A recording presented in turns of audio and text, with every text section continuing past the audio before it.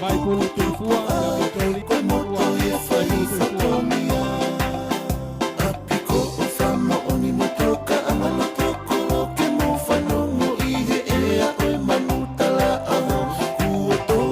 Finau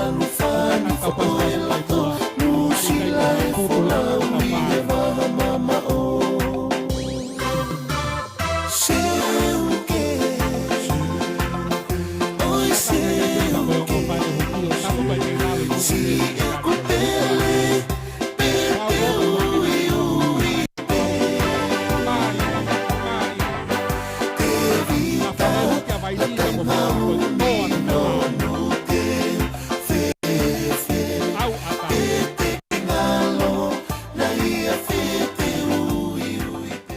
Opito mau kata kami ai fuki lalo.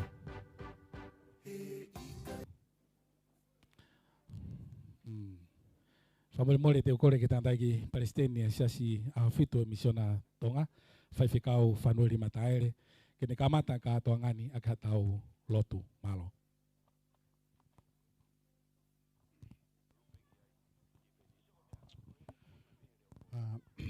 Kore peke o tomua whadape ki a fio e o tua mafi. Kau kore pe mua ke o hiri whadongi atu he talaka kato e whanua pe mai lotu. E tā moko e whainga maari e koe ni ke tataki e katoanga koe ni a ke ano whaiha tau lotu. Pea ki mua peke o whaiha tau lotu. Fie lawe peke he whakaukau koe ne o ku tohi he tohi koe a e tanda tohi sāme, wahe te au tolunga fulu mā tolu. Me hanga pe o whamanatu mai ka reki tau tolu, hono i kai lelei, ai whakataha ai kāinga e o tua i he whiofofani. O ku tatau ia pe moe lolo, o ku ling hifo, i he ulu koia e taula eiki, a huifo i hono halanga kawa, o tau hifo ke kapa koia a hono kofu. Pea koe whakatauange ia i he kātoanga e aha koe ni, e hā pea fotu e merino, e mai nau e o tua, nge koe au tau kau whanaha i Hawani, e mai talamanu ki he whau whamiri fo ou, o tūnga e tau kau whanaha i ahon. Ke tau lotu. E o tua mafi, ko koe ai mau tamai whakahewani ai a Fiona, o mau whakawhetai mo whakamalo, he koe o tua lahi a hau a Fio, talu mei tuai o laui kuonga o kukei o tua bea a Fiona he universe o kumaui ai. E mau whamalo ko uhi o kuke a Fio i a houa koe ni. Lang Maria e mea hono katoa i he mahino ke reki mau tolu o kutonu ai whakataulama kuke whai ki he maunga he mo ui. Kai tau te whito ki he ofa ho a Fio ui kai ke hu mataniu mau lawe ai i houa koe ni. Mau whamalo e tamai ko uhi ko e tataki ai a Fiona. Ko whai ki he talavou ka o mai whinemui koe ni ko nā whai ai whauwhau ke whakahoki naua i he mari maoni oni. O ku whawhetai ai ho mauloto ko uhi ko e palani ai a Fiona ko whai ki he universe o kumaui ai. E mui ai a ha tangata o hange ku mau whamo oni ko toa ki ai he ahoni. E ko mauloto ia ke a whitau lalo ho a Fio ka e tāpuak mai ai si whau whamiri fo ou koe ni. Ko hui koe hoko atu ai whanonga he pirikimi o mau whai pe mei taimi ki i tāniti. Whonu ai whakawherewhere au he whanonga koe ni pia lahi pe mohono ngahi pore. Ka mau tui tai toi vei ua i he tokoni pe moe tatake a ho a Fio. E ola pea e ngāwe, pe ola pea e whanonga, pe tau whanua pea e whanonga ai whamiri koe ni. Koe maulo tui e tamai, haere mai lau maria maani oni o ke tāpikina ai whau whamiri fo ou tūnga e mau kau whatahen. O mau heni pe moi ongo whamiri, lau mali lei pea hau eiki mau kau whataha i Hawani. Mau lotu pe tamai he tokoni mo te take a lau mario e a Fiona i he ou au pe moi polo kalama o aha koeni. Ka hui koe fia ai ongo whamiri koeni, o whai ai ai whilau lau e haua koeni, e hā pe a fotu pe, ai lang o a Fiona i he ngā ue o kunau whai. E hene pe he o mau momoi atu ai whilau e haua koeni, e tāpikina pe a whakamono ia i mai, pe mehe tai hā maina i haua koeni. Taka mau tolu e Hawan Eik, pe moe kamataanga o eu wauni. Ai mea kotoa be mau fai, ke mau fai be ke ngong lele ai a ho afio. Tā begina ai folani mai hoa koe ni. Ai nasi ai kainga ai hoa koe ni pe pehe ke siongo family fo koe ni kufau e Hawani. Tu be ke mau ai pe hai muhamalohi. Hoko atoa ke ai whaifatongia ke whakalangi a ho afio. Kau whataha mo mau tolu he toenga o e ngawe anga o e aha koe ni i a Sisu Christ ko alo ka ko mau whakamo ui. Amen.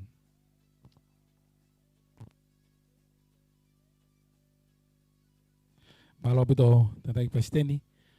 Pea na tau hafu tau tola ki ni ko tau mai ko e kai. Pea ko kukore a ku ko atai pe pa mo te pire ko kore ko e station e ua. Ai ko te pire taha ua tolu fa ni makoni ki mua mo fa more mo kataki mai o ko te tau pa fei pe pa mi heni. Ai ko ngo tafaki ko tatau loa pe ka kai ha puaka ya ko me kai ha fitu pana ko ha tau mo ko kai puaka fa more mau o kai ha puaka heni ka ko kore pe ka mo tolu mo kataki ko mo tu hak pe fa more o lava tu kiai ko ke DJ fa more mo ta mai pe tau ngahiva ko kai hoko atu pe ngahi te pire nima ko ni na ufalau atu mo kataki fa more kataki ya ki he ka tau kamata. Malo DJ.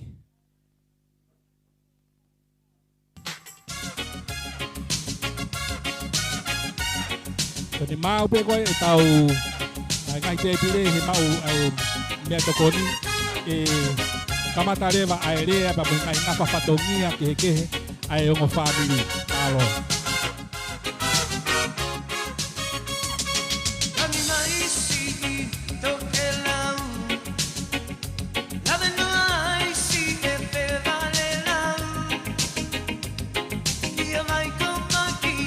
Hofa pae huki ia e fiaki.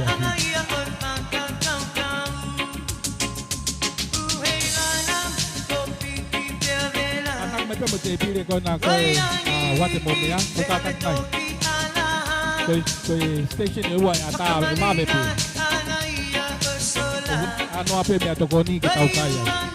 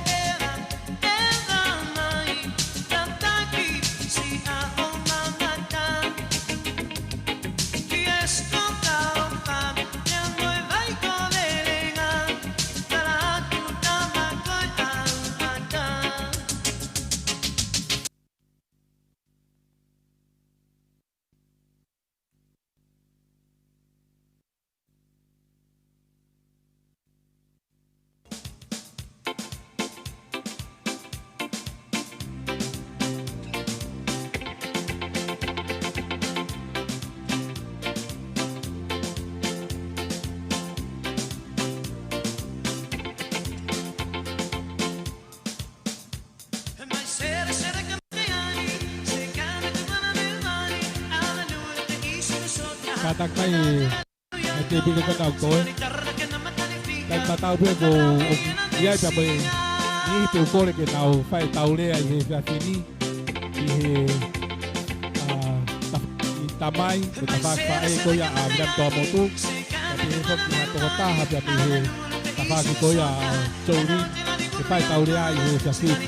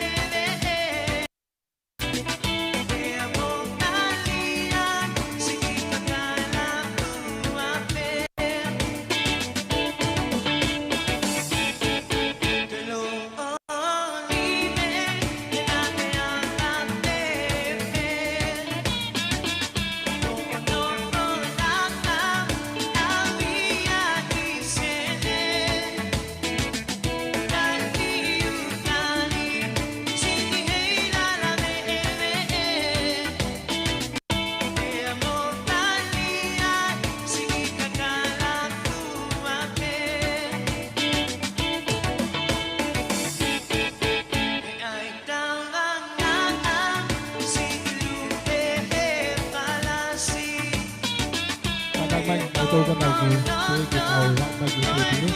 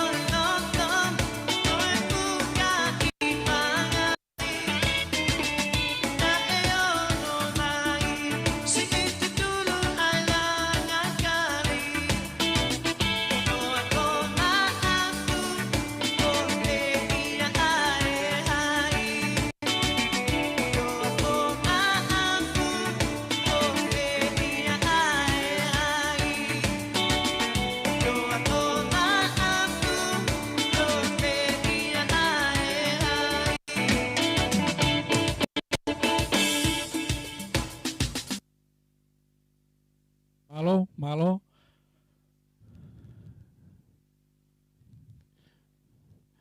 Holo pe mo ilo kau kore pe mo ki he me he tafaki ko ya o Viliami toa motu.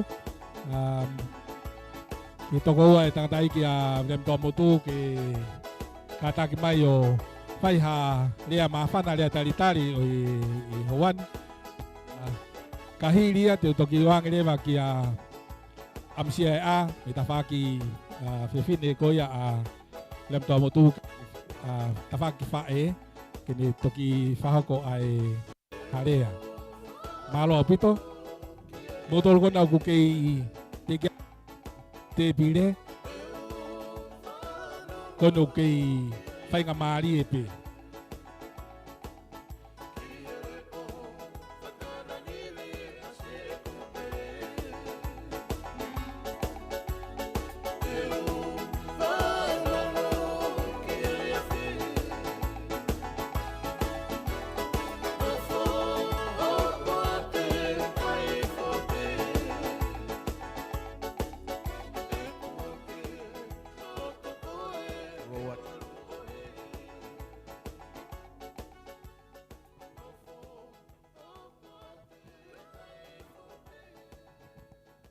Watulo wat watapu atu ki he otua mafi o kuni api ho tau lotolotonga i he piapaka koloa koini. Watapu atu ki a wanoa haweiki.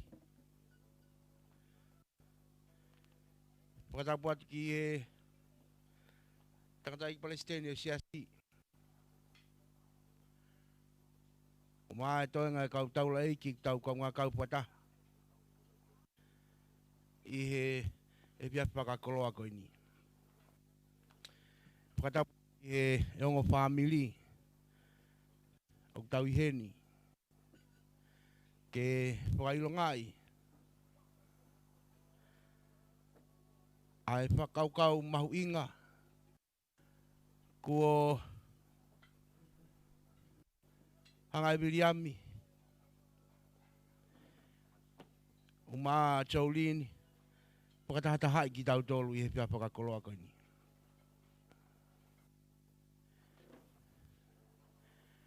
Pia ke upakapaponga iat.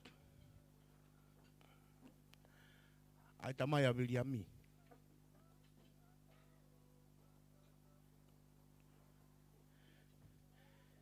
I he lea. I he piapaka koloa koini.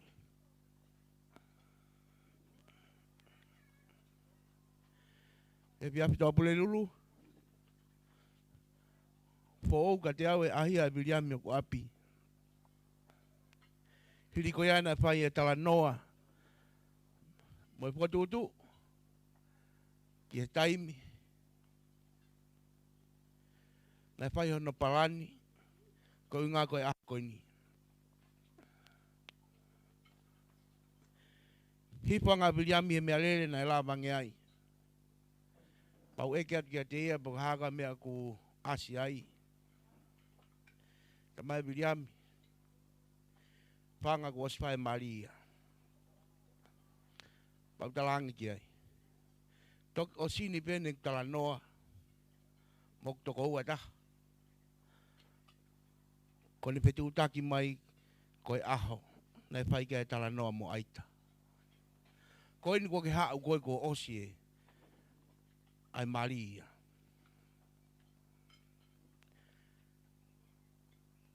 I hoa koe ni, kou tangutu me he mui whare taha. Kai tangutu mai a Viliami. Tua pule lulu. Mau pehaha ngā ki peho ki ap masiwa. O mau tala noa lele iai. Kole mau Viliami. Hupanga. Ta alo a vea ka aita. E ngahi family. Tangi hau kulo toko o manatu ke tangata iki a Viliami.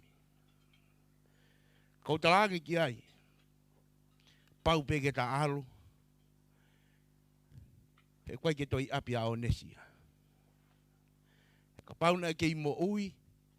Kai ke ilo poko matapā piha te tahanga ngahi homo api. Te tahua tu hega ta hau ke heke. Wapeta ke eiki. Na malabat mo Viliami ke pae. Pene ona tal lelei maua e aita. Ako pia pe mo whapet. Kau eiki he pōtu koto ape. Nai whai he tamayo eiki.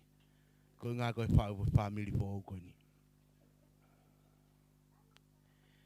Mau whanonga i pe mau labat. Ia lopas. Mau poki mai me iai. Nai kurea nai whai kia lopas. O tango ku alu koni mo Jolene. He kai pe te ke toi sio koe ai. Pia ko Viliami a ko pole au pitoia. Hei kai pete ke toi, iai hau whainga maari e. Osi e kurea ta mai e lopasia. Pule koe ka Jolene, ka uhanga o angi i hola Viliami. Au tarangi, whakapetai ke eiki. Koe ta tau fusi peni a tau ape ko hai e mālohi. Koe ni kuna hanga whakatahata ki tau dolu he pia whakakoloa koe ni. Pia kou tui koe kia haloto e tai fia. He tau whatahataha mai ki kere koe ni. Whakamalo pe ki he family o e whewhine. I tau hitama. Pakua poletaki a Viliami. Ke hoko koe fuakawa. Ka lewa kua vete e mate. Tako homa whatongia aia. Whakamalo atu. Pia koe mawhanonga koe ni mo Viliami. Pia koe osi mahino i pe Viliami e ngahi. Nau ko toa e mali. Pia te ma mui kakato ki ai. Ka pau nai hoko a Jolene ia hama loto pale. Koe pele ia. Te utalatu ka mautolo. Koe vasi matalai a kautu loto pale ia. Kia te au mo Viliami. Pia koe poletaki ia. Ke makaunga kau puata. I hono tauhi. Ai kau nangani. Ka lewa ko ahia e mate e whanonganga. Wea ki manat meri e pete whakaosia ke kurea. He koe tau whatahataha i e fia koe mama. Nau tanga Viliami. O kai te ke whai ko hamea ke kehe mohongo mātua. O manatu meri e. Tau mai whakawe ngā ki tongani. Ko au nai hoko pe koe ki rana ka onesi. Tamai onesi. Lele ki vai ni ha mo aita. Lele ma alat mo aita. Ka je wila waha potu mo hapalani a hoko ni. Kana isi ituku e tamai e ki he tau ngā pasi. Ki taitali he na whakamoko moko. Ta koe ko si ena lele anake whale mari. Osi ko ia pana hao piki au pa mau foki atu ki wafu. O wale ak pehe maa onesi ia. Pakitok alo ave aita ki vai ni. He koe na ku ose mari ia. Kou talange oku ke kei poto kape i kai. Koe o mai ke upewe. Foki atu mo aita. Pea koe talo pehe ma foki atu mo Viliami. Ka pau te ma alu atu ku tangi aita. Te kei ke usio. Family monu ia ini. E nai pehepe ma alatu mo aita. Nai tangi alo i mata. Ma foki atu mo Viliami, si loto mamahi e whae koe ni. E kwai ke whae a Viliami ki ono loto. Taimi mo e whakatutu mo e palani. Mea peko upi ai, na ma foki atu mo eiki. Ne whae peki loto a Viliami api pako ilo peko aonga. Wawa lelei e family po o tau heni ai. Ko ia ke family o fefine ko opala hetu ati moutolu. Whakatau ange hoko pe ngahi pou ko toa pe te tau whai. Ko tāpua kia mo e kelesi. Ki he whare po o koe ni. Ka pau e hoko e tau ngahi pou. Ke lango lelei ki he family koe ni. Tena mao e family lelei. Kai ia harea mo ua, ako opala hetu ati moutolu. Lewa malanga tua pat.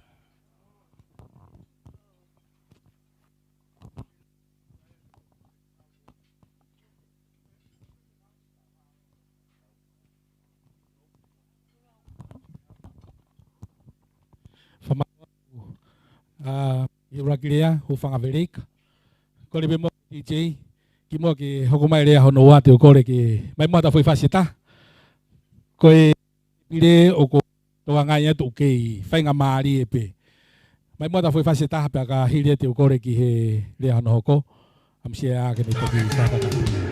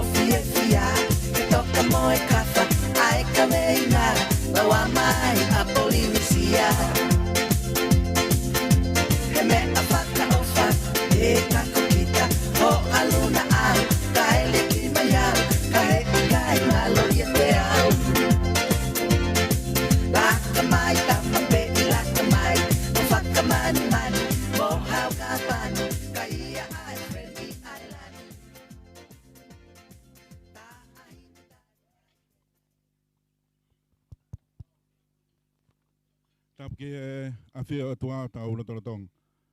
Ta pa tu kia ma frea mo wake. O ke paestene siasi. Pe foki kau taula ik. La au kau fataha e hoa koen. Tongatapu atu ki Viliami kau ma Jolene. Ku tuunga e tau kau whata I he awha koloa koen. Ko aho fie fian. Ko aho ku tau tome e bea tau tue tue. Ko e whakautua e langa whare.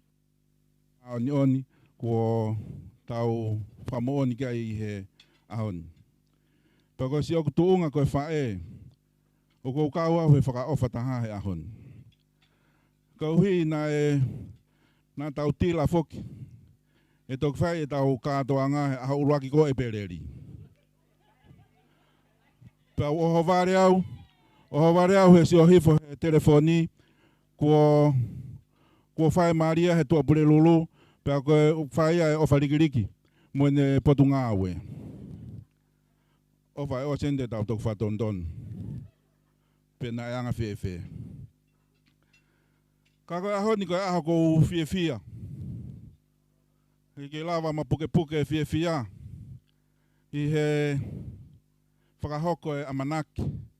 Pea mo e langa whare fo ou. I he roto whare kon. Ke hongo whamiri. Au mai ngo kauhala. Lawa ke tau kau whataha I hoa kon. Hou whatongia koe whae, ko aha pene mahino e tau tila, pena e whatu rewa ki whala. Pea hoko mo whanki I whetaaki, ke whae u koka anga. Ko hui whoka haulako e bereri. O ware au, koe ki hala kafa koe o whala ne whatu, o kuki I tuua I peia he. Pea ku tekea iau hoku ki langa ngā ke mau haki fola osi. Pea ku ngā taipea he, ka tau hota toke e Tonga, kua kakato, pea kua lava e whaamu ia pa kua fie lahia I he hoa koen. Wā whuki nau toko ntaki ke potu ngā tala wau e siasi. Pena e ngahi kaweinga ne mau whenga kia I he tau kosi, ne ongo e toa COVID, pea ki break atu e potu ngā ue ka ki te whaha mau porokalama. Ngahi mahina pa mau toe resume I pereri I September o hoko ate mau ngā ue. Koe mau tau mua ki aha paptaiso he mau kautala vou. Pea koe tau mua hanoua ki aha mari he kautala vou ke mau celebrate mau fie potu ngā ue. Pau talange ke ongo mea ko ni ko sio peke na o holo hanghange pe kana mari hanghange ka ikai. Pau talang ko ha lau te mo mari he make ngau he pot ngau e pe te mo tari pe moa ke fetongi maua ka toki tok fai mari. Pe kai ke na ha na tari.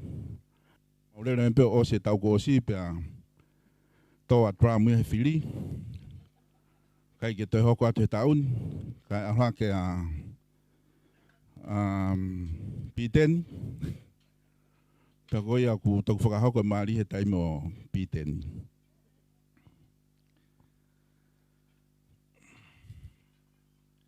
Kai he hoa whakoloa koen. Hai he fia la. He lawa ke whakahoko e maari maa oni, pa mo langa whare fo ou. I he siasi ka umai o ngā whamiri, u tau mātanga tonuia I ahon. Jolene, manatu au ki he talanoa, tangata poto he tohi ka Solomone, hiwa Solomone. Wahai ni maa nai bekai, peko ia ka bekai pu, ka tak pa stene toku wakai peko tone u kumau. O wai ki talanoa ko ni Jolene, ko e lire ko e terea, ko e lose ko e toafa.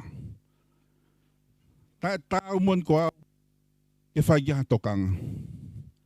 Ana ku whiri pe au koe hena, ko si oku ofaanga. Pea ko tui he ahon, na e osi polo I peia. Pea neonga nau ki nofo o kalani, he ngahi tau. Pea ne ai pe whanki I rire, ka koe urire pe he pena ai mo whanki lose, ka koe whanki lose pe he iokalani. Ana aku whakapau I pe, I hoku loto, te utoki foki pe au ki Tonga. E neongo ngari, fei avare, hanghange ka kai ki whaim ha tokanga mai, ka u whakapapau I pe rire koe he toa wha.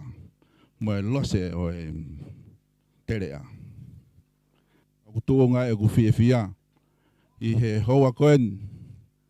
Ke mau kau ngā whakamooni atu mo e si onga whamiri. Ki he parani ai o tua, ko e whare ene langa, pia ko ia ia ku whakahoko I ahon. Ko e pe mau ki hiwa mi wawa. O pehe hono whakarea. Ka whaiwhai ange pia oso. Pia ai haloto e tala ki tua. Patalangi ke whoki anofo. He koe poni o ku longa te e volo. Me taimi kou whawhai ha taunga hi mea whakaeiki. O paupeke ai te e volo ai. Pia ka whai ha tau mari. O hui ai bemo e te e volo ai. Koe au kou kore atu.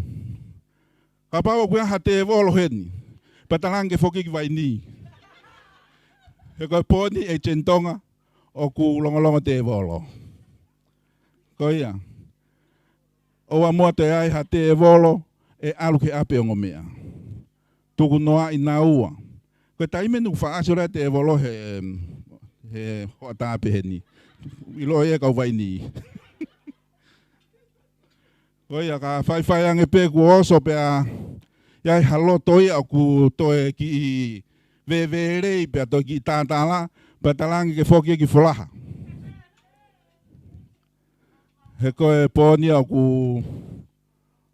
longa tangata. Ko wa fatu ka ki moua, si e kuango pere, of ke mo mau ha family fia, family mau luta. Pau kai ke tapu e fuhu. Ka ku waha ki taimu whaha fuhu pea fuhu. Heu pehe pe langa whare fo ou. Ko nofo ka ato hara ngai te pire ko ni, ko e fuhu o kutahi atu. O whātu ke tāpua kina ki moua he o tua, lewa malanga ka o tatawat.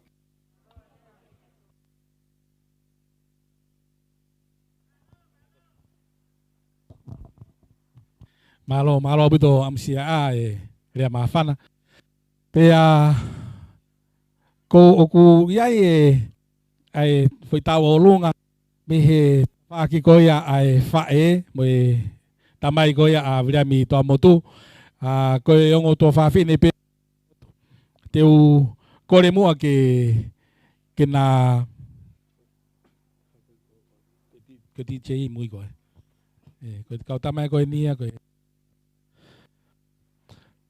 Ka teu kore kia naua ka taki mai. Whai whi tālunga paka hiri e teu tuanga rewa ki he ngahi whae koia a Viliami toa motu. O kia nau whatongia ke whakakato, pia ka hiria, pia te tau toki hoko atu ke ta whaaki koia a Jolene.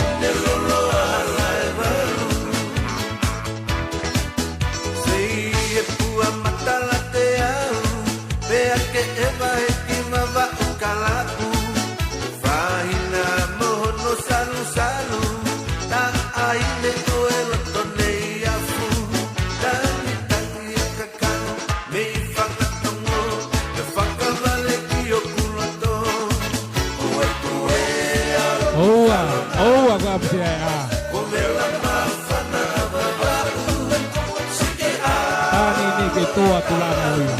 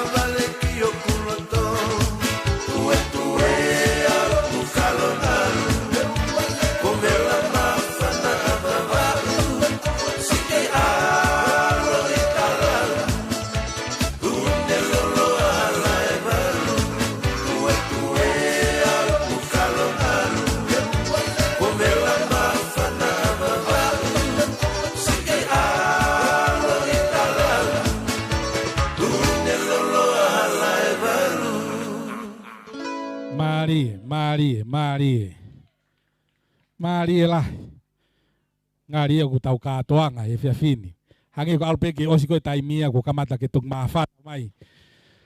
Hai katoanga. Kai sai pe ko ni na fana fat Palestini sia sia hofitu ka hofitu ko na sio ko na iloto. Te tau tokiti la mo tolo osi ko ini.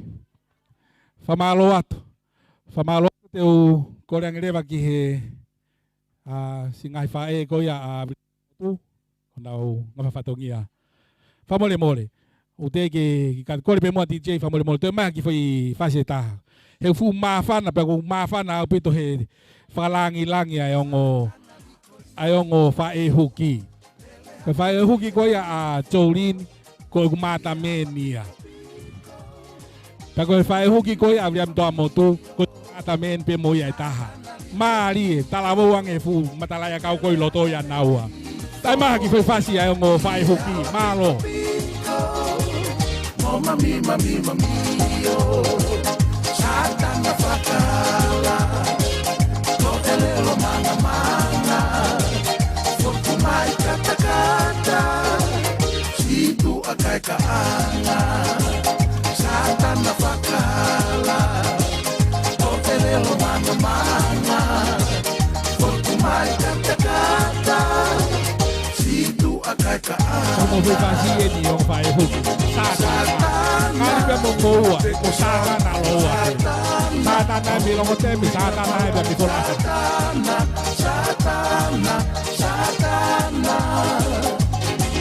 Satana, oh te que satana, oh no kuina mala satana.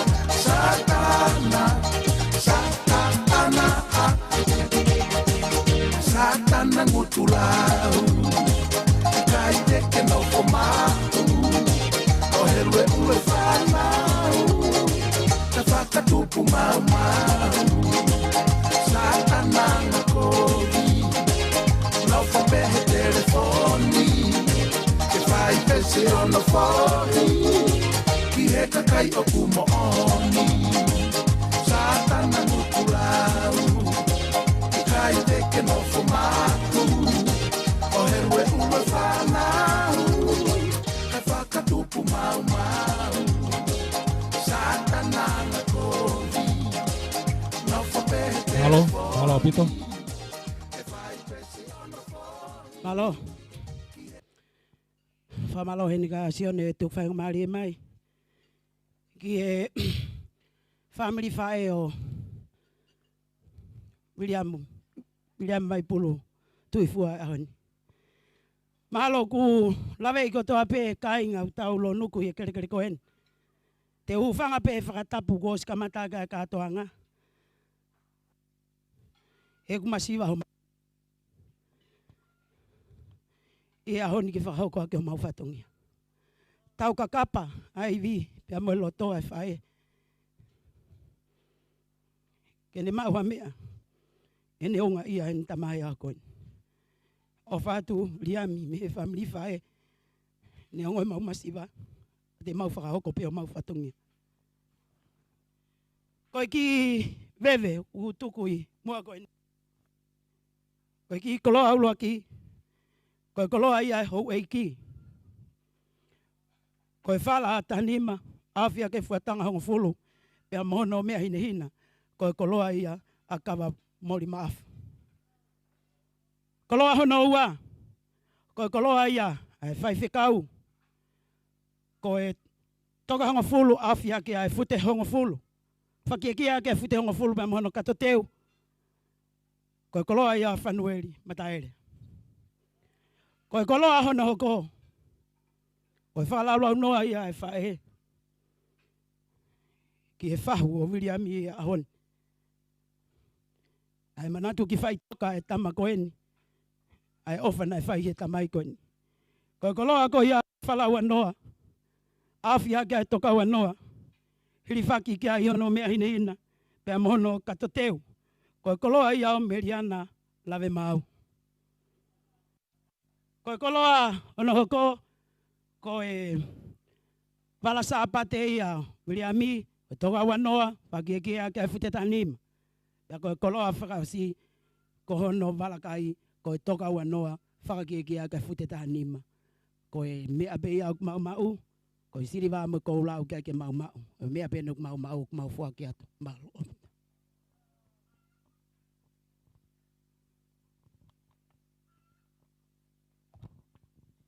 Malo pito.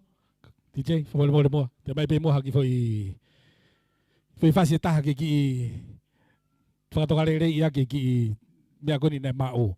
Koe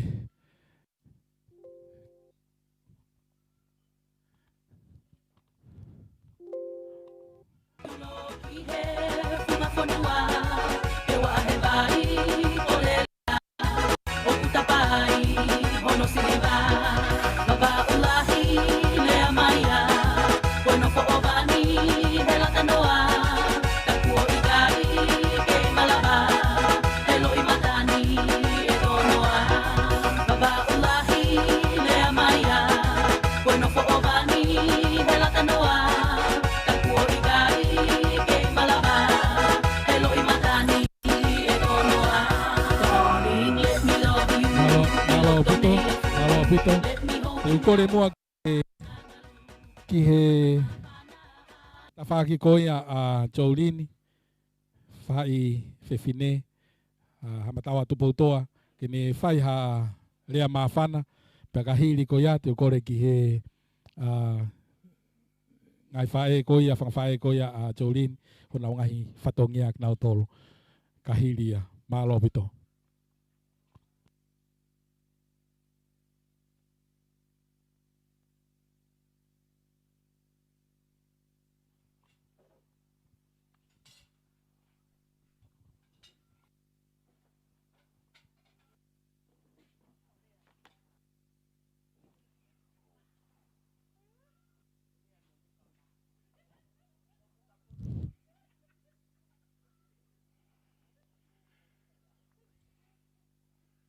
Katulo wat pe. Kore pe ke u kamarumaru he talafata kakato katoangan. Ta mau ke paponga rea koin. Te ke pai rea u tomua tu pe papita ke tu ilang. Wahoko rere aho koin. Tau inasi ai. Pamaro atu tangatai President. Pamaro atu ki he kau pai whikau mo kai ngalotu sias au pitu. Whamaro atu ki he whamiri tamai o Viliami. Umaa sene whangapae. Ada moau ke u wapaponga ki irea o ka inga Jolene.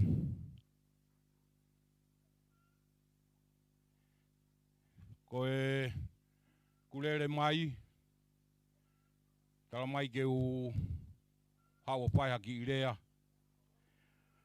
Ko o ngoi mana wahe au bito.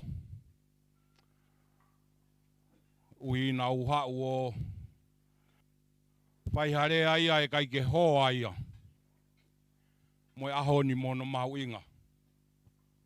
Ane o ngoia. Te u ahi pe. Ke whakakato. Ko ku ilo. O ku tu te ringa mai. E whangata mai a Jolene me muri. Kai ke nau si lawa mai. Ako e tala mai peho na wofu. E te koe Viliami. Pehe ke family. Pehe ke tangatai paisteni. Pehe ke kai ngalotu. Sia sa ahu fitu.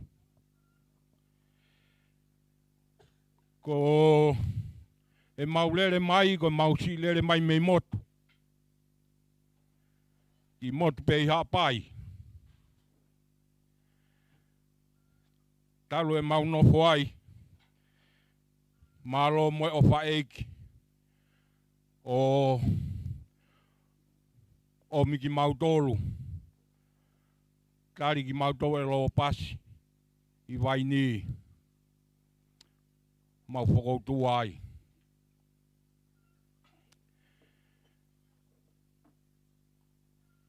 Ko mau o mai. Kukai ke aha mea ia hakoloa. Peka whahinga mea te mau mau. Ki kāinga masiwa pe ki mau toro.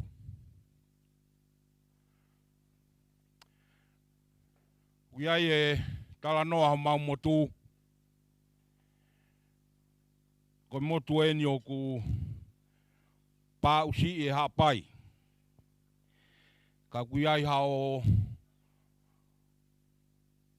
ka ke fie mo ui pa ke heka hawaka waka no muka ka waha uta pa ave ya hawaka ke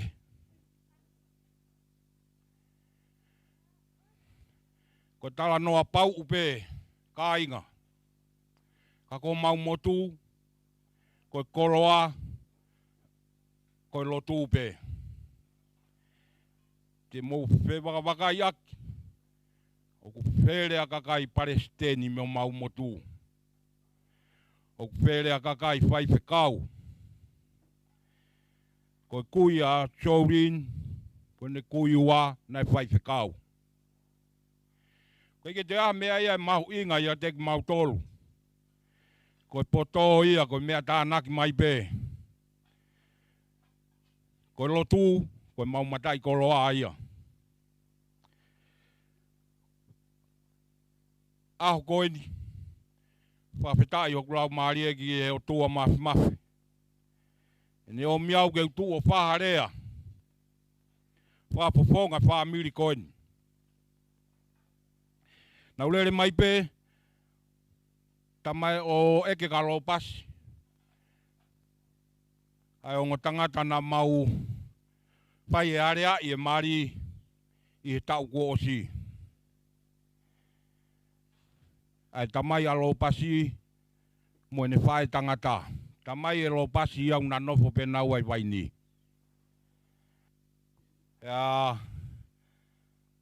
Ko whamalo pe ka te kinaua. Tauhi kua whai ma a Jolene. Ka koe ahoni, aho whakoro aini ke kumo ui. Ke ulawa mai, whai haki i rea ma Jolene. Ko whatongai koe rea u taha pe he whamiri o Jolene. Whateu le rea pe au ke whopoloa whai pikau. Ke whetongi aki, ai lahi, ai urea ku whai he whamiri o Viliami. Ko e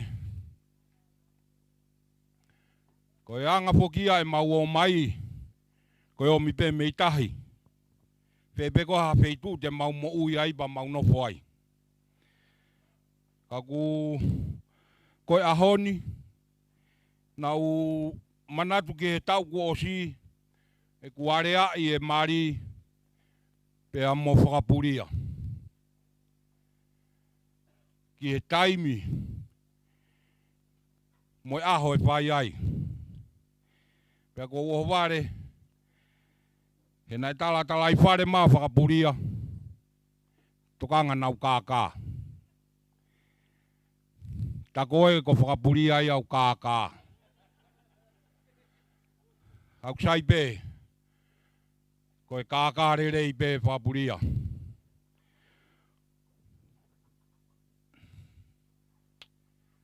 O koe aho ni poki, koe aho e nyoku ware i a tama. Pea neongo, a si whakaofa, a Jolene. Ka o tui whakapapau, o ku heni, a roto si ono whamiri kotoa. O tuku pehe ahoni. Pea ko kurea atu whakapoponga i ki nau tolu. Nau talamonu atu. Jolene. Ke hau koe alu ke whamiri. Ange whakau whaopa a Viliami. Nau toi poto. Toi maumea. Kai ke ulawa e au o whakatatau. Hange ko ku tala noa. Ai maupeke ke ilo i ko taurere mai me motu. Matai ko roa ko e lo tūpē.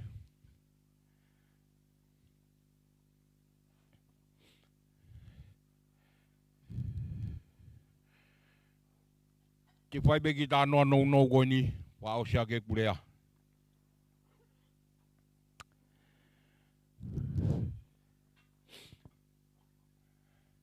Na iai ai fine montua. Na ko tuipe ko fine montua wai ni. Na aro atu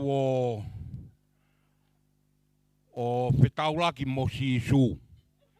Pea ne hange o whakaawhei. Ne hange o whakaawhei a si su. Ke haere mai ko no api. Ke na kai mea kai. Pea na talange si su iyo. Au ke taimi mo houa na e pau ke whai ai, na e area ki ai, tuki atu e toko taha e matapā. O e whewhine. Ko i ki tamasi, ta e kofu, ne si mate whekaia. Na e whakawaha ke he whewhine pehe ko si isu, ta koe ko i ki tamasi ia. Ne koreangi ki tamasi, pe kui ai ha, ki me iwai inu, ke ne inu, talange whewhine. O lahi pe inu ia hen, mo kalasi kehe inu, ka ko inu ia ke tuku masi isu. Pane tāpuni e ia matapā. Toi tuki atu, o whine eiki, vai. Whawaha ke he whine koi ni. Koe kore atu e konga mea kai, si whe kaia. Talangi koe mea kai o kurahi, ka koe tuku katoa pe masi isu. Woloa, ko toi tuki atu. Mo toko taha, whawaha ke, ko si tangata uri, tae kofu. Kore ange, si a motu i wala ke le tui o kumati mokosia. Talange he whewhine. O ku lahi pe wala ia. Ka koe tuku katoa pe ma sisu. Ko whoroa taimi pa ko pehe he whewhine ko whehala ke nā rea. Te tuki atu ai toko taha. whakawaha ke he pepine pehe ko si suen. Ta koe koe ki pepine vai vai. Kore ham wheitu ke māloro ai. Kai ke mahenia mo koro, hataha e koro. Tang pepine. Sioki e koe fu mohe angai. Mohe anga fo'ou, mohe loki, o teu teu ke mohe a si su. Pantapuni e matapā. Loto mamahi au pito pepine. Os mihena aho ua na whetauraki mo si su. Talange e pepine. Teke sio he sana loi koko si su. Tārea, kai teke aruang. Tangi si su. Taimi moe aho na tārea ki aina u aruatu. Ko awena e tamasi ina e fie inua. Ko awena e fine motua. Na e fie kaia. Ko awena ai uri koe na em hala he kofu. Na ilo he fine. Ta ko e umea kotoa na ni teu teu. Ma sisu. Kai ki aha no aonga. He ko sisu en na e hau. Na i kai ke ne hange ia tāri tāri. Ko tala noa koe. A ko speri. Ko sioku whangatoko ua mamaoni. Ka ke whai ofa ki ai. Ko ho whai mai a ka te au. Ko loto i a Jolene o gofie mau. Ke whai ke whamiri o Viliami.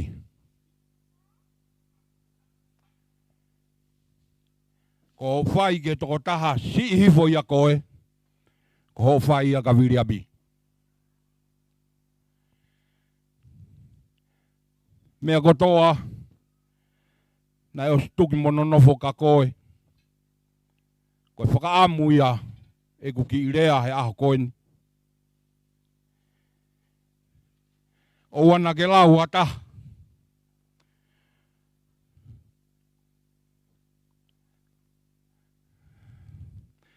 Ko ho whai peha urunganga ku tae tau. Ko ho hange ia tala atu. Koe motua mei motu. Koe motua urunganga kovi. Ka pau te ke whai lelei. Ofa he masiwa. Ofa he rie kina. Ofa he mahamahaki. Ofa he nofo pirisone. Ko ho whai ko ia. Ko ho whai ia kia sisu. Pehe ko ho whai foki ia kia Viliami. E tala monu lahi atu. Pa more pe tangata ik Palestini. Na ko halaloto api. Ko fia pe ke whakahoko. Ki rea koen. Ke o whewhine koen. O kai ke umau au hamea. Ki motua pe ki ta mei motu.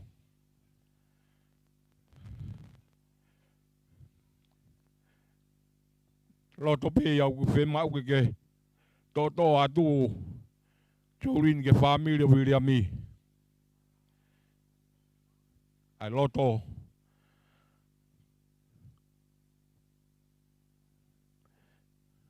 Koe o wha. O kai ke o siha taim. O whamiri o Viliami. Wai moe nau kulo moe umea goia o whai. Wai na moe nau whangakuri o whai. Ko ho whai bea mea ku kovi. Ko ho talange ia ki motu a mei motu. Ka wai o whalahi atu. Tangata ik Palestini. Pehe ke whamiri tamai moe whamiri whae o Viliami. Te verewa malanga tua what.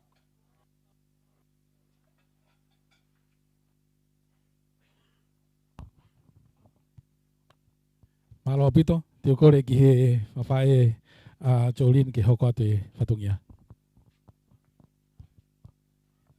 Kore whakamore atu. Pepepu mea ni kuilonga mi no muka kai ke poto no ai. Ke whakahoko atu e whatongia e ngai whae. Ko laki whakahoko atu e whinomotu au whakahoha a.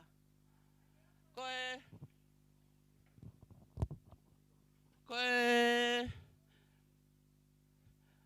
oku o wanga wha e kutu atu koe ahoni. Uraki oku ko kutu aku e ahoni ko tu ata whaaki koe alopasi.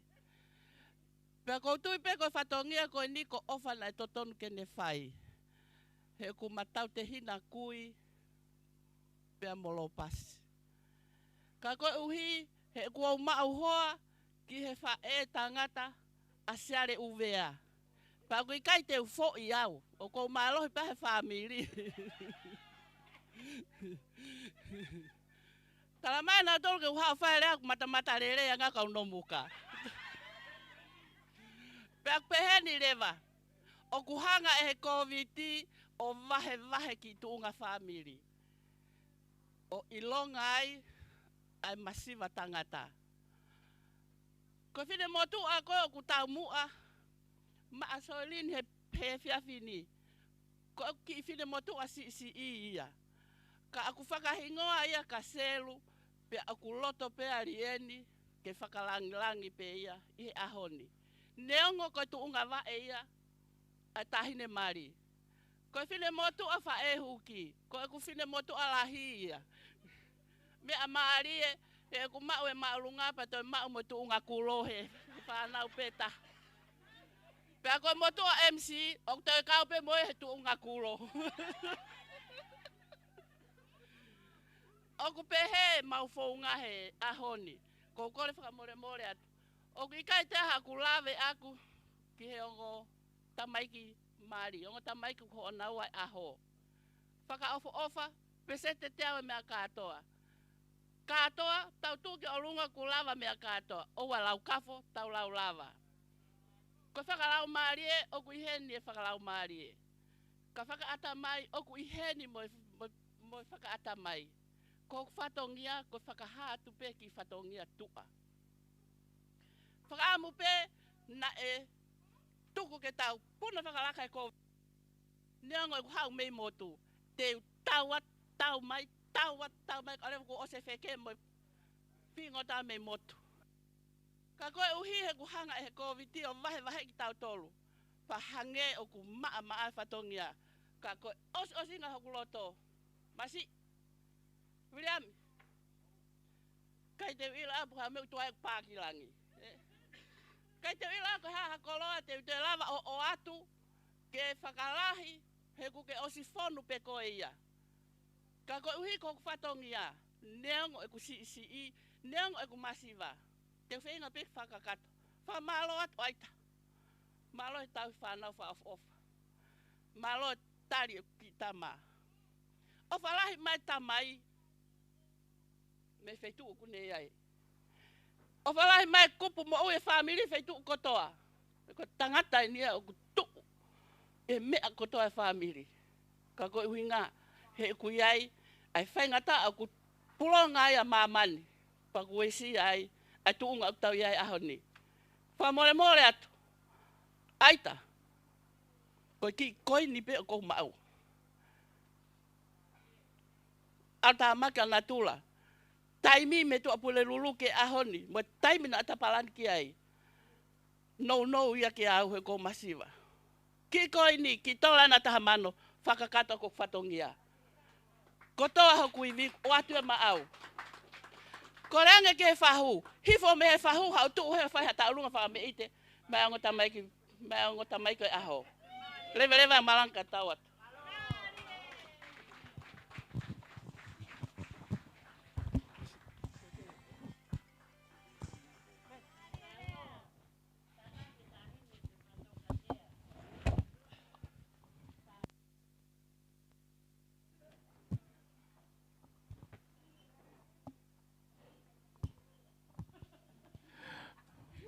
Malo. kore pe ki he DJ ki ne mai pe mo haki foi fasi. Mo tari ai ki he foi fasi toto nu. He ta ko ku ai pe pe mo e ngahi fatongia ke whakahok whakakato.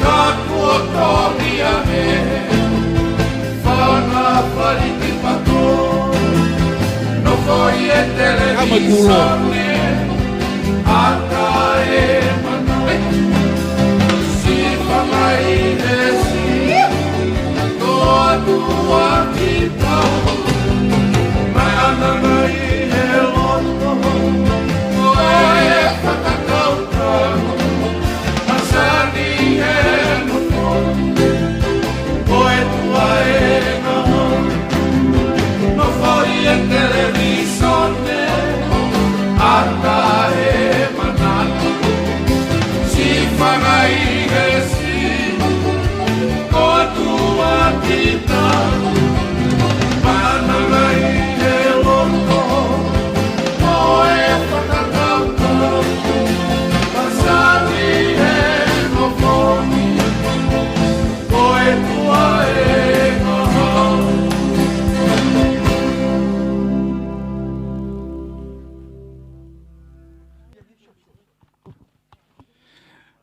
Whamalo lo toho ngatu ki he family o Jolene.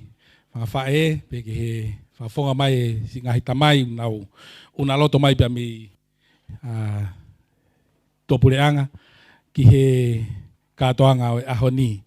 O ku wawe pe ai taimi ke tau ke kakato ai e tau katoanga. Ka kou ilo pe ku toko lahi pe pia mo si ni ihi o nau fie mau pe ke ha whakahonga i ai maalari o e ahoni.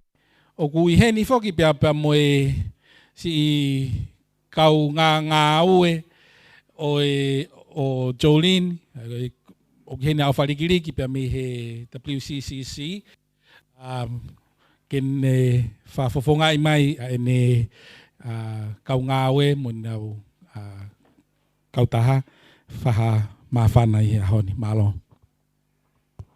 Malo, ko kore pe ke hufanga atu he ngai whatap ko osono au whaki. Ka ata pe pia mo e whine motu ani. Ke tu pe o whai haki i koklea. Ko swhai lo isi ai lea koe whamiri. Koklea we me he ki pot ngau e koe ni nei. E a haki ane nai he lea koe a amusi ai a. Ko tui pe o kia i ngahi tala noa.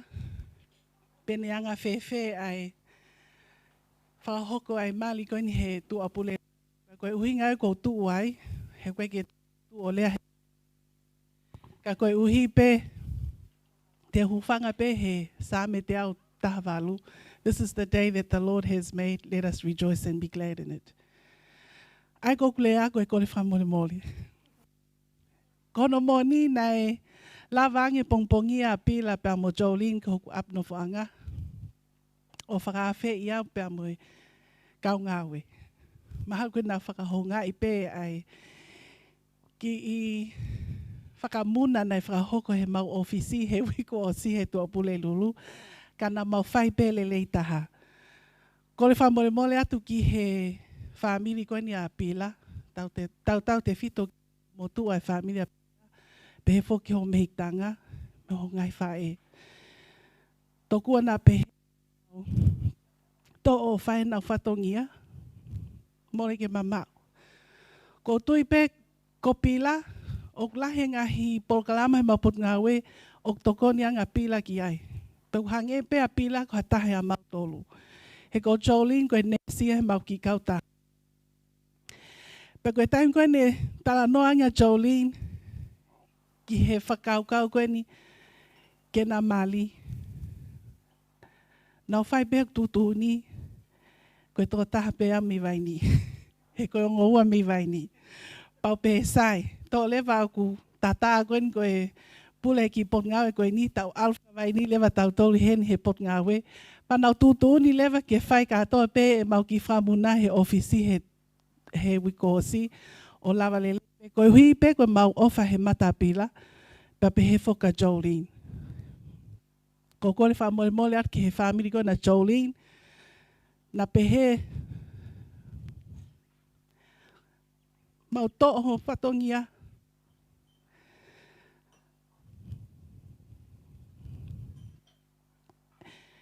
Pa kua manawa he kau ngā wegi ke nau hau, nau ili whia e nau hau ke hau hauga kone kau vaini. I he ki pokalama ne mau whahoko koe he tua pule lulu ko mea ko tua lele mai Jolene mo pila whafofonga i at katoe kau ngā we pa mo Rachel. Whakamaloat ka moua. I ho mo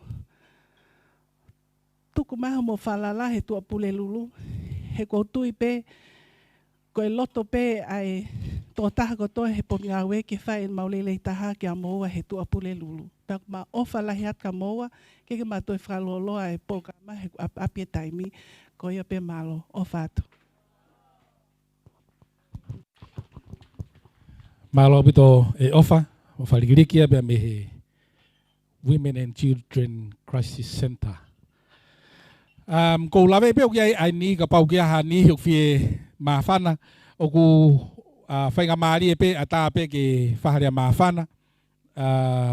ko sa ke tangu to alo pasi o kai ke iloi pe ko hinga ni tangu tu o si o pehe mai ke au ko o fakasiare pe ko ni tokanga ke mea ko ni o si ni ka ke ko to ke ka pau ke hata ha ku fie mafana he i he hao onga ko ni o ku ai pe ai ni hi o ku nau vao fia pito pe moe hongo family loa kai ke faka fatare i ha mafana a pau kia hataha fie ia hane fie lea mawhana i whewhini o ata pe ai whenga maari e koe ni. Kore pe ke he DJ whamore more, mai mua ki whai whasi e taha. Hanga te au fu maulolo e tau ki e tau tangu tūka koe kore pe mua maha tau whai whasi e taha. Pau fie lea mawhana pe ke kātaki mai, pe ka hiria te oangerewa ki hongo mea maari o e aho ki na whaihana rea. Te toki oanga ki tātai kai whekau tene whakakato ai o wau o toki.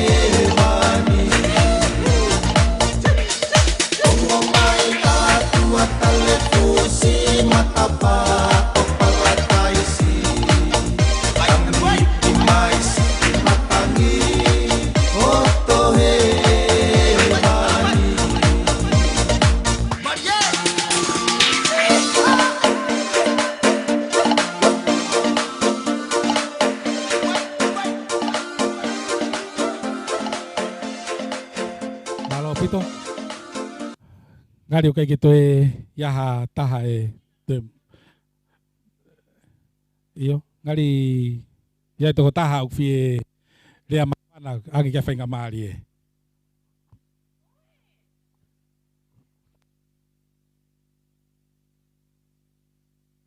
Oh, mea mahalo fie Kalia ngo tamafa e huki. Pea kupehe e toko taha ko ni ke mai ha whasi mua ki na ua. Ko inga ke ki whinga ki na whakaa. E hamatau atu poutoa ko whakapuri ai ni ko na alatu ko loi atu ko i api. Pea ko kore ange, whamore more. Mai mua ki whasi a whakapuria, pea mua hamatau pe. Ke whakakato aki ai mawhana o ahoni, pea ka hiri ko ia te toang rewa ki heongo mea maari ki na toki o mai ai rea whakamalo whakaosi. Malo au pito.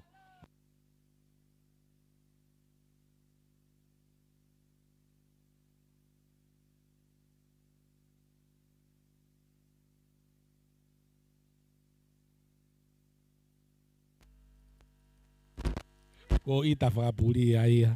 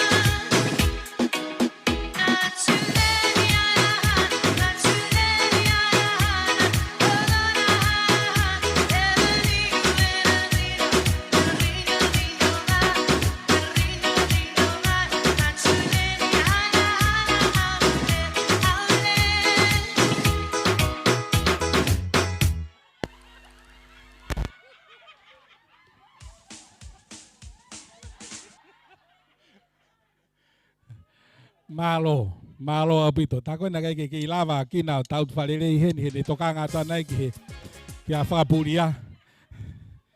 Koe malo apito te ukore ki he o mea mari, whamore moa. Ka mo katak mai o whaiha le whamalo ki he kāinga, si nau mea mai o whaihono rangi o koe ni.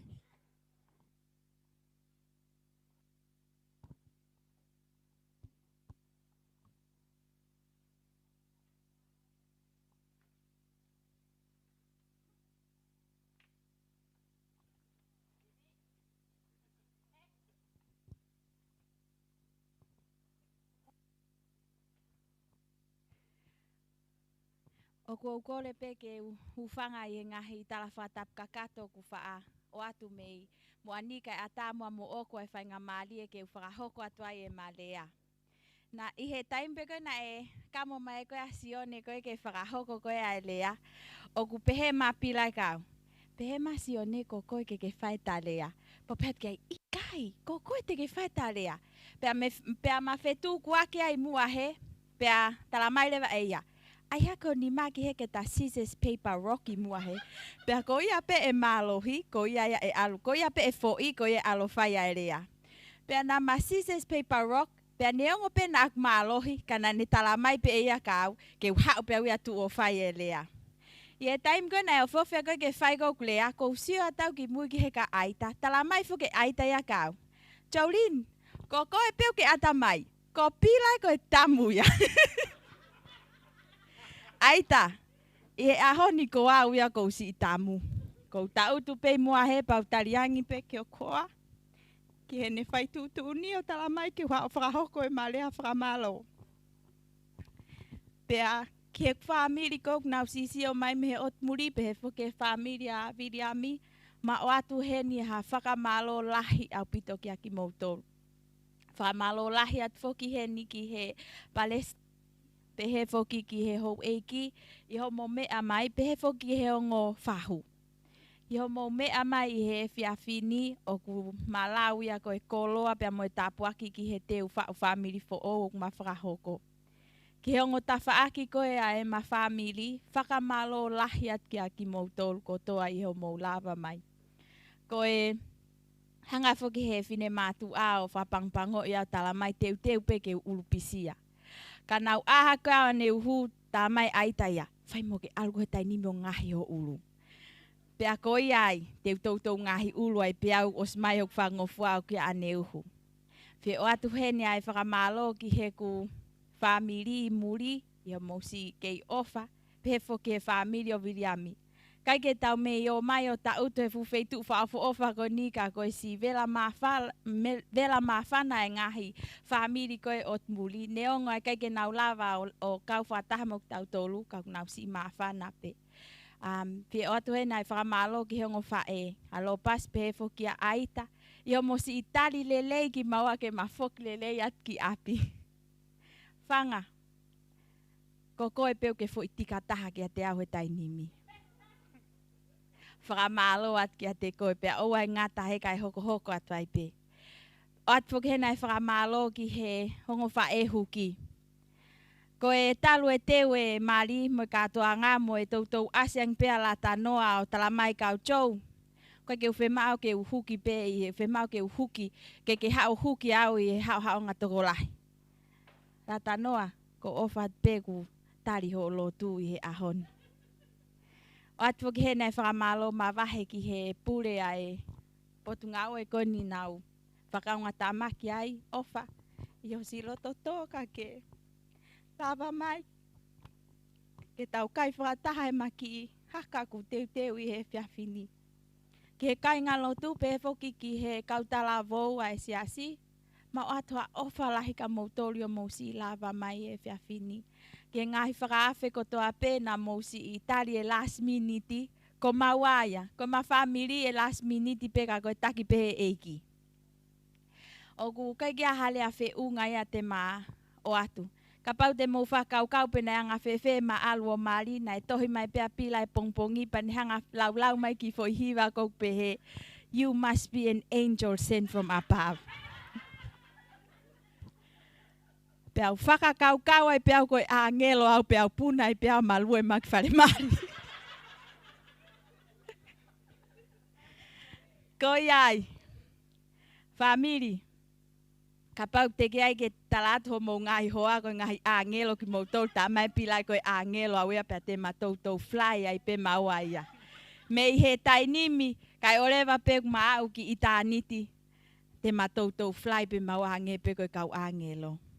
Mama uha ofa lahi atu ki aki mautol pe he foki ki he MC malo au pito ho mousi ofa yo mamata pe a koutui pe kai ke ngata he ahoni o mou poupou e maki i whau family ka e hoko atu ai pe.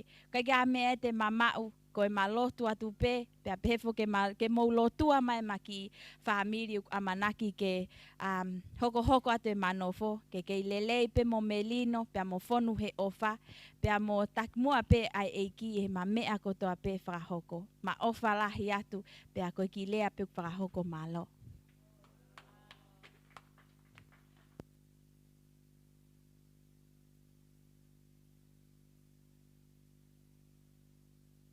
Malo bito Jolene o sio ke sio ma pila pe pila te talang ke te lea o mo va ve ke rakia u ke no fo anga ke mo ke tau fa o simbo tata ki pasteni fifa malo at pe te motol ke ngata ka ko fo malo lo to honga au pito ki he pure pe mo ka nga o ancient Tonga o fa simiki ko o fa foki o kai ke solaia ki he family ko ni o aita he ko taha pe ia o e kau ngā oe me milahi pe nau nofo pe ki he tai milahi nau whio pe mo family ko ni o ne toto Vaipulu pe whamalo atu ofa pe he ki a te vita pe mo toenga kau ngā oe pe ako moutoro kon ko fufua whainga marien ke mua o mea ki he ni ki Ancient Tonga mo kātaki iaha mo ngahi katoanga hange koe ni ke whakakau ki he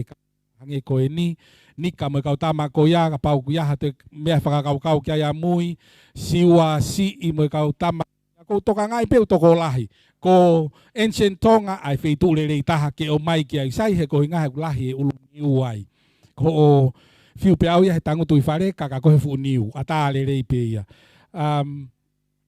ko le mo ki tandai ki whaiwhekau ko hoko ne wha na fai pore ke fa pe ko nga ko sio ko ke tau ape taimi te ko ke tanda ki pastene siasi fai fikau fanoli mataire ke ne whakakato ai ahoni malo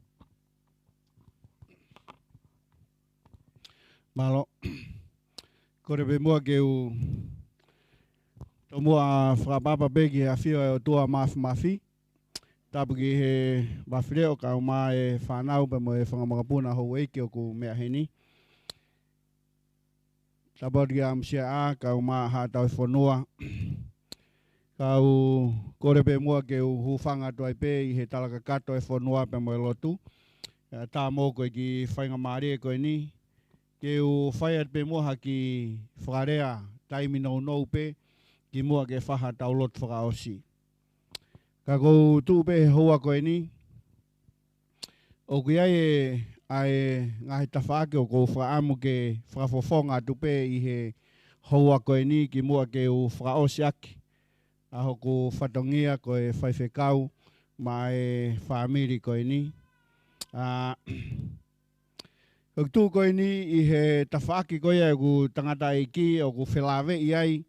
Pea mo e tamai koe ni a Jolene pe mei hawhewa.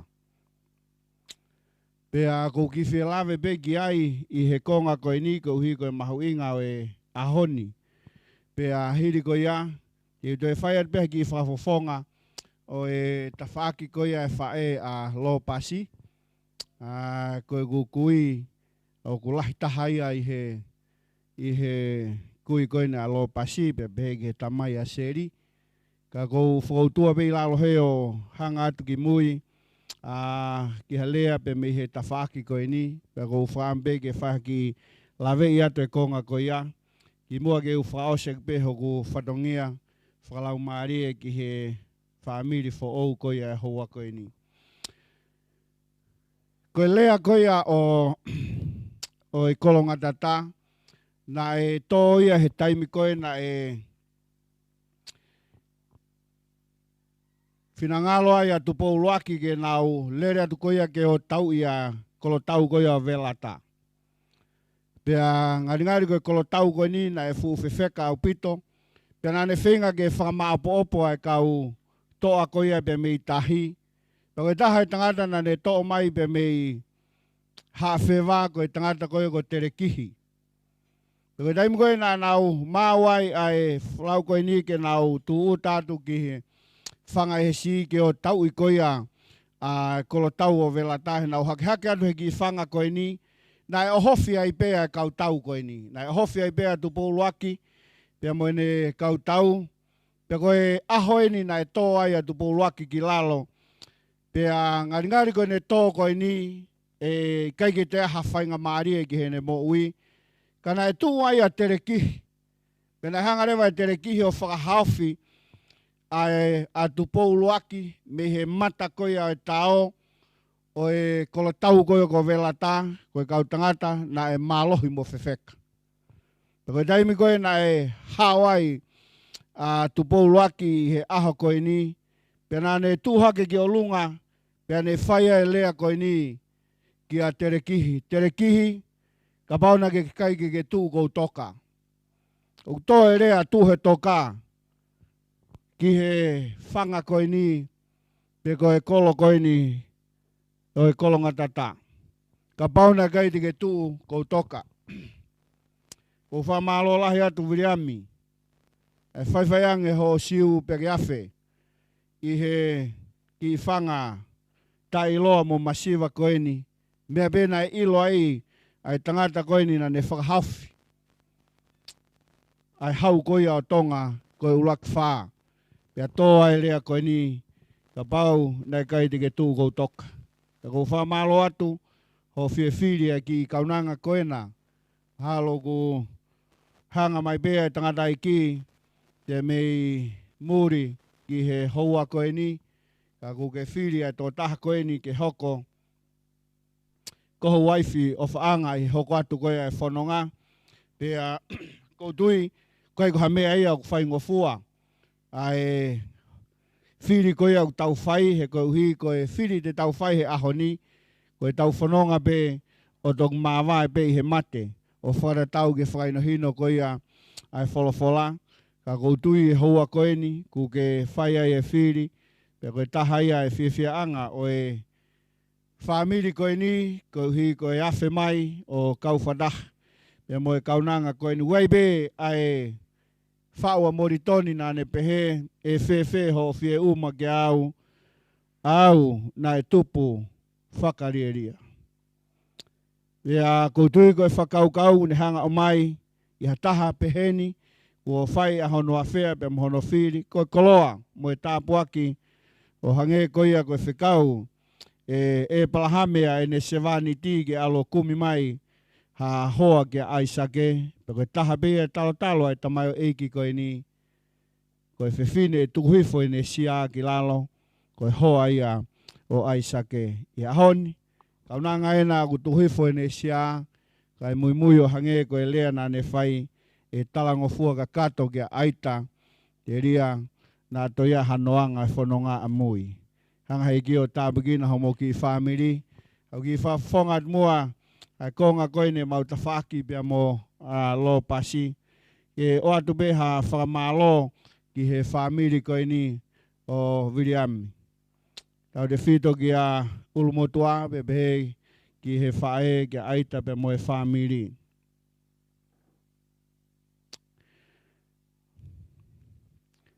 Lo pasi. Koe stepmother ia ai tō taha koe ni.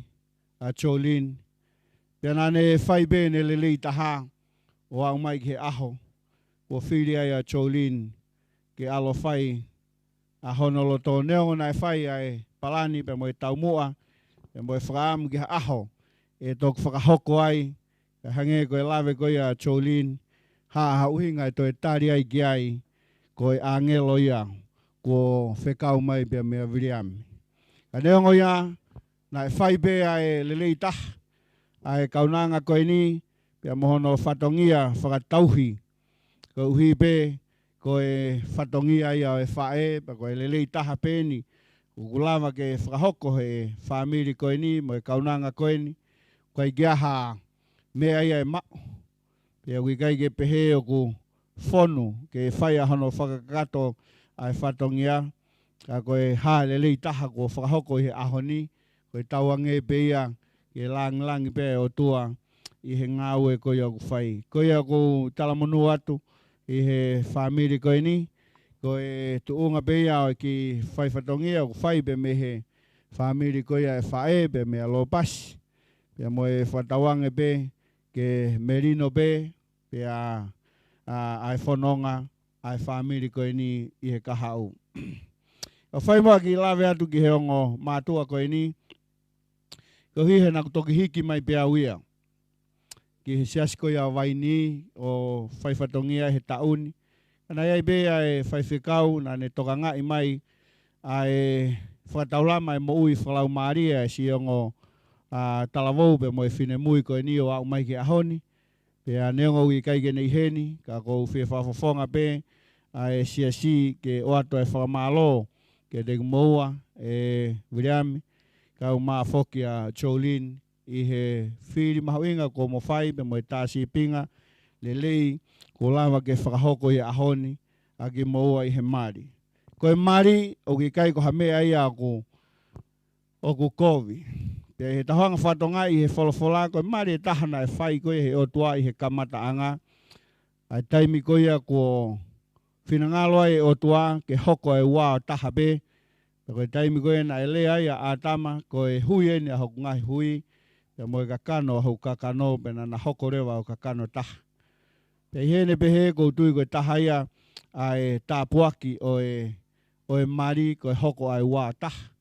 Pe wato e talamonu ke te moua i he toenga hau mo whanonga ke taha pea e mea hono katoa. Neongo ko e whakautua ai nau tolu koe ni.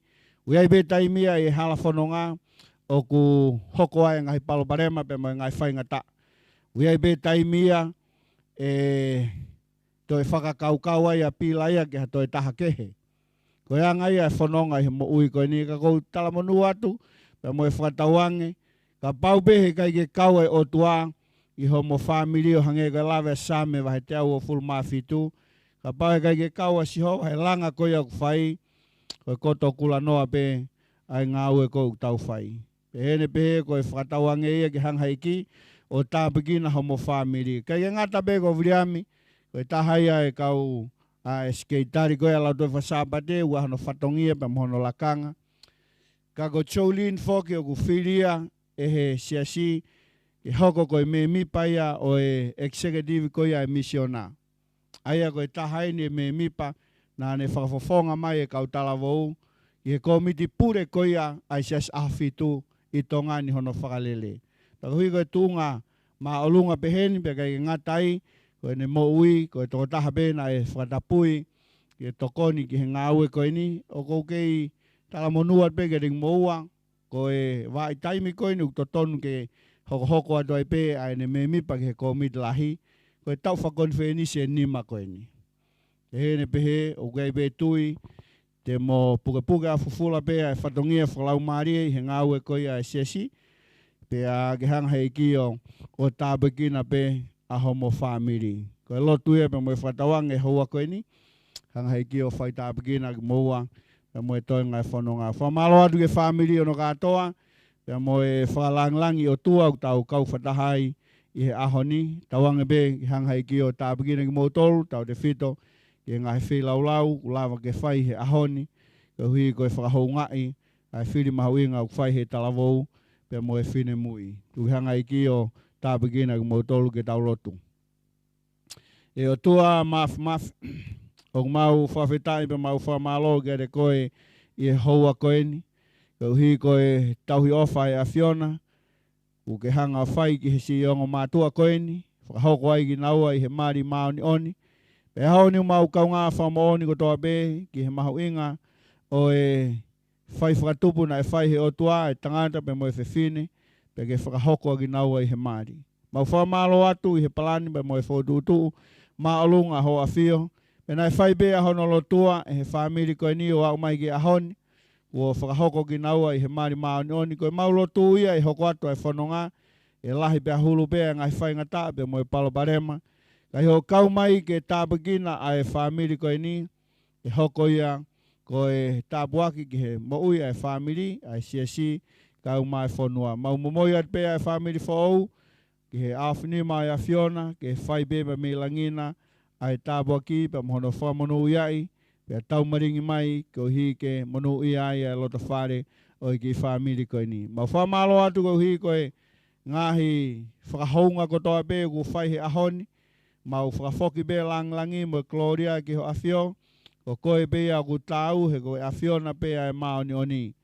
Ka koe katoa ngahi whilau koe ni, tuku be ke langlangi ai be, aho Afio. Mauloto e tamai ke hanga whai tāpikina e ongo whamiri, whahai ai whewhine, pe mo e whahai koe ai tangata, e kau ai bea lau mario e Fiona, mau mana tua, a e pure koe au e api koe ni, pe mo e ngau e mahuinga ko nau whai, mau kore be tamai ha tāpoka mawahe ke whakainasia ke nau tolu, ko hui koe whakahok whatongia o nau whai, pe me he wheitu koe ni. Ka tāke ag mau tolu, pe whakatutuku ag mau tolu ho keresi, ia sisu Christ ko alo ka ko mau fomo ui.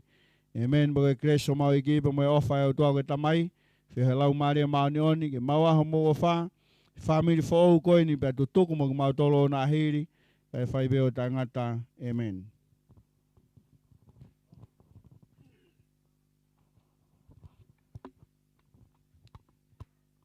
Malo pito.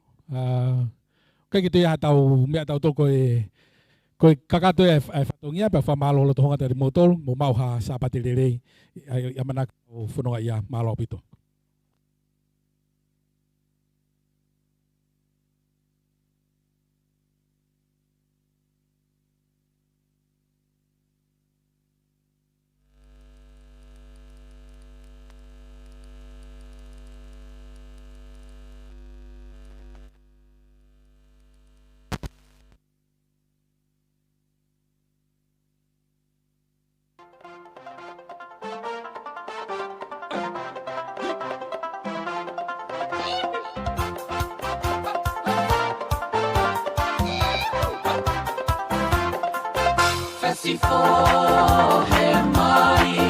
Tuli ki whanua, koe hi